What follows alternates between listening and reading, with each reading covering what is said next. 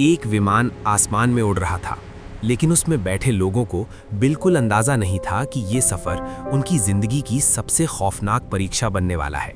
ये है फ्लाइट 571 की सच्ची कहानी, जहां इंसान ने जिंदा रहने के लिए हर हद पार कर दी। अक्टूबर 1972 उरुग्वे की रग्बी टीम अपने मैच के लिए चिली जा रही थी। हर साल की तरह इस बार भी ये सफ़र एक छुट्टी जैसा ही लग रहा था। हंसी, मजाक, सपने, सब कुछ बिल्कुल सामान्य था। लेकिन उन्हें नहीं पता था कि ये सफ़र उन्हें मौत के मुंह तक ले जाने वाला है। एंडीज पर्वत, दुनिया की सबसे खतरनाक पर्वत श्रृंखलाओं में से एक। जैसे ही विमान यहाँ पहुंचा, मौसम ने अचानक करवट ली। घने बादल, तेज हवाएं और पायलट की एक छोटी सी गलती, और फिर एक जोरदार टक्कर। विमान का पिछला हिस्सा पहाड़ से टकराकर टूट गया। लोग हवा में उछलकर बर्फीली खाई में गिरने लगे। कुछ ही सेकंड में पूरी दुनिया बदल चुकी थी। जब सब शांत हुआ तो चारों तरफ सिर्फ बर्फ थी, चीखें थीं और मौत का सन्नाटा। 45 में से सिर्फ 33 लोग जिंदा बचे थे, लेकिन उनकी असली लड़ाई अब शुरू हुई थी। न खाना, न गर्म कपड़े, न कोई मदद। उन्होंने मलबे में जो थोड़ा बहुत खाना मिला उसे बांटकर खाना शुरू किया।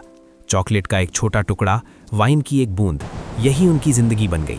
रातें और भी खतरनाक थीं। तापमान इतना नीचे चला जाता कि सांस लेना भी मुश्किल हो जाता। वे सभी एक दूसरे से चिपक कर बैठे रहते, सिर्फ इस उम्मीद में कि सुबह शायद मदद आएगी। लेकिन सुबह आती और कोई मदद नहीं आती। फिर एक दिन उन्होंने रेडियो पर सुना कि रेस्क्यू ऑपरेशन बंद कर दिया गया है। अब वे पूरी तरह अकेले थे। दिन बीतते गए, खाना खत्म हो गया, शरीर कमजोर होते गए, और फिर उनके सामने आया सबसे मुश्किल फैसला। जिंदा रहना है तो कुछ ऐसा करना होगा जो इंसान कभी सोच भी नहीं सकता। उन्होंने अपने मरे हुए साथियों के शरीर को खाने का फैसला लिया। ये फैसला आसान नहीं था।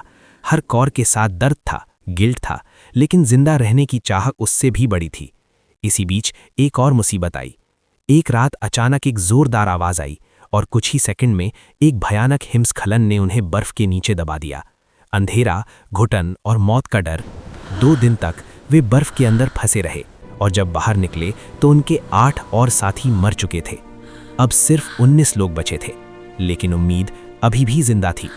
फर्नांडो पराडो, एक ऐसा नाम जिसने हार मानने से इनकार कर दिया। उसने फैसला किया कि अब इंतजार नहीं, वो खुद मदद ढूंढने जाएगा। उसके साथ रोबर्टो कैंसा भी तैयार हो गया।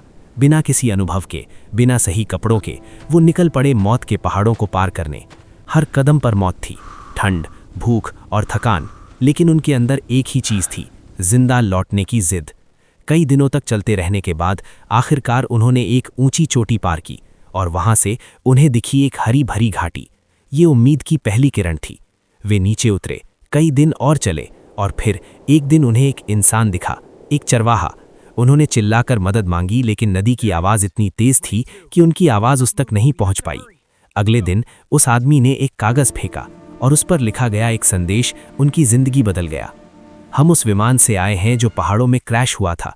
हमारे 14 साथी अभी भी जिंदा है, हमें मदद चाहिए। ये संदेश दुनिया तक पहुंचा, और फिर वो हुआ जिसका वे 72 दिनों से इंतजार कर रहे थे। हेलीकॉप्टर आया, मदद आई, और आखिरकार उन्हें बचा लिया गया। 45 में से सिर्फ 16 लोग जिंदा बच पाए, लेकिन ये 72 दिन इंसान की सबसे बड़ी परीक्षा थे।